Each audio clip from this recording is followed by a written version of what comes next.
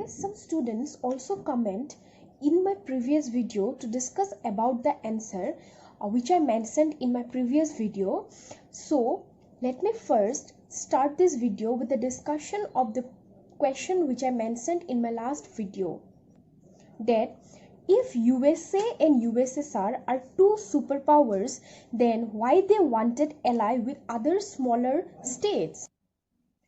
Because smaller states were helpful for superpowers in gaining access to vital resources such as oil, minerals, territory from where superpower can launch their weapons, and location from where they can spy to each other, and also because of economic support that smaller state allies together could help for military expenses. In the last part, we have seen how the East Europe formed ally with USSR and Warsaw Pact came into existence in 1955. Likewise, the Western Europe allied with USA and NATO, that is North Atlantic Treaty Organization of 12 member states, came into existence in 1949. Also, East Asian and Eastern countries allied with USA and SEATO and CENTRO is formed. Apart from all those organizations, that is NATO, Warsaw Pact, SEATO and CENTO, we have another type of such organization known as NAM, that is Non-Aligned Movement. This non-aligned movement, which came into existence in 1969, and those countries which do not want to ally with USA or USSR came under NAM.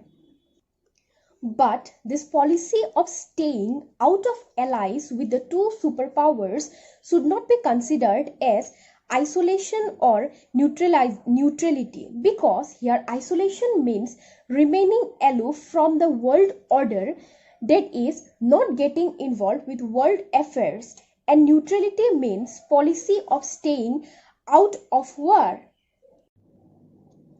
When NAM was established in 1961, the following are the 5 founder country of NAM, and among these 5 founding members, India is also one of them, and Jawaharlal Nehru was representing from India as a member of NAM.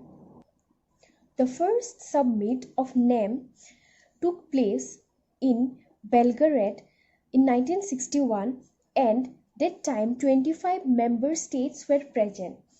When the first summit in 1961 took place, economic issue was not given much importance at that time, but later on, by mid of 1970s, economic development became the main objective of non-alignment movement. Later, the 17th summit of NAM took place in Venezuela in 2016. That time 120 members were present, and the latest NAM summit, that is 18th summit of NAM, took place at Baku, Azerbaijan in October 2019. So we can say that NAM is now at present forum of 120 developing country with its headquarters at Indonesia. These non-aligned countries were mediators during the Cold War. So the challenge for most of these non-developed countries was to be more economically developed and lift their people out of poverty, because most of the NAM countries were least developed countries, and thus non-aligned countries established new international economic order for overall economic development in the entire world. And in 1972, UNCTAD, that is United Nations Conference on Trade and Development, brought a report entitled Towards a New Trade Policy for Development,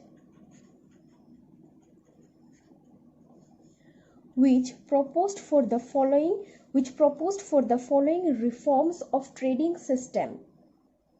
They are as follows. First, LDC control over natural resources. That is, the natural resources of least developed countries should not be exploited by Western countries. Next is access to Western market. That is, the product of LDC, that is least developed countries, should get access to Western market so that this trade benefits the poorer countries. Third point is reduce the cost of technology. So they reduce the cost of technology from the Western countries. And the last reform is greater role of LDC in international economic institution.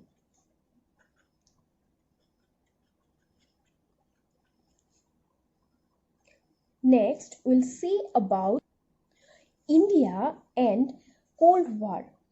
As we know, Jawaharlal Nehru of India, being one of the founding members of non-aligned movement, played a very important role during the Cold War.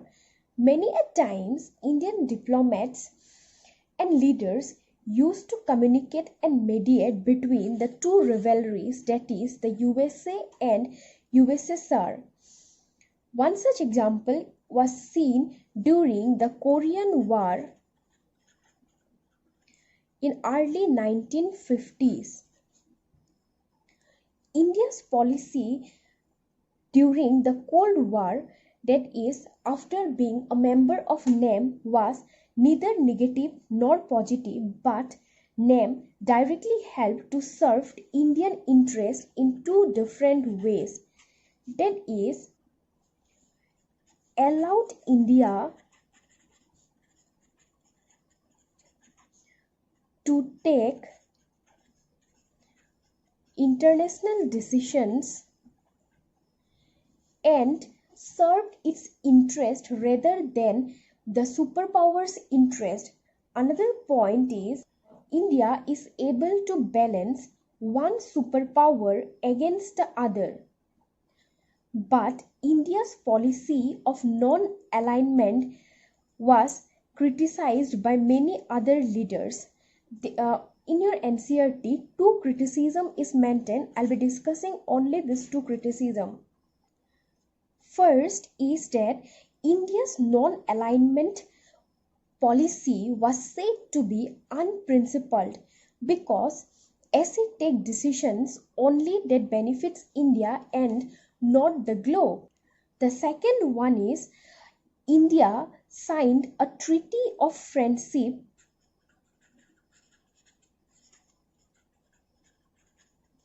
in August 1971 with USSR to get the military and diplomatic support during Bangladesh crisis.